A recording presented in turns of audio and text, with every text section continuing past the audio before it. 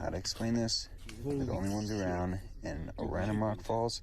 I think that was a sign that we should leave. But we kept going. Everything about this place was just giving me really bad vibes, and when I looked into here and saw this, as soon as I realized it's some sort of face, we took off running. I don't know what it is with this town, why there's all these abandoned cars and no people and mannequins in the window, but I'm deleting this.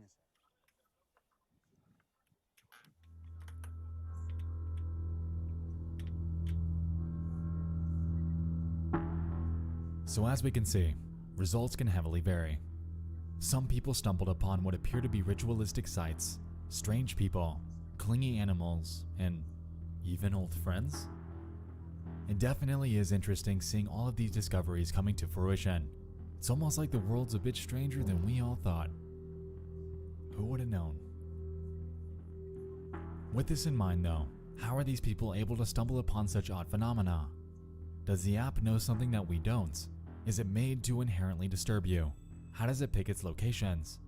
It's something that's actually really starting to fascinate me, and so I embarked on a hunt to figure out exactly what a randonaut is and how the app works. I eventually stumbled upon an article on medium.com that dives into the subject matter. Part 1.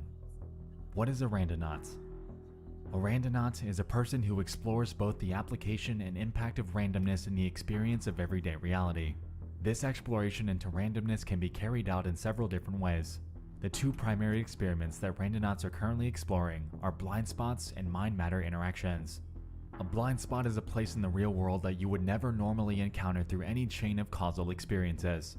We as humans tend to live structured, patterned lives. Our everyday experience throughout the social and geographical world is guided by our internal mental makeup, which may contain some share of determinism.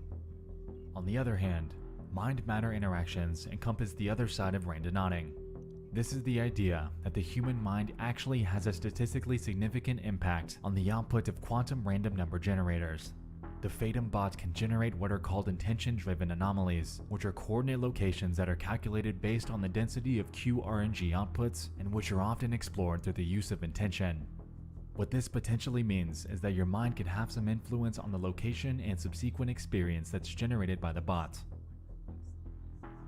Interesting. While blind spot interaction is mostly cut and dry, mind-matter interactions are where it can get a bit confusing. From what I gather, the article is essentially explaining that when you set what they call an intention for your use of the app, then the bot can adjust the location it gives you accordingly. I'm not entirely sure how specific it can get or how strong the effect is, but I have a funny feeling that it relates a bit to confirmation bias.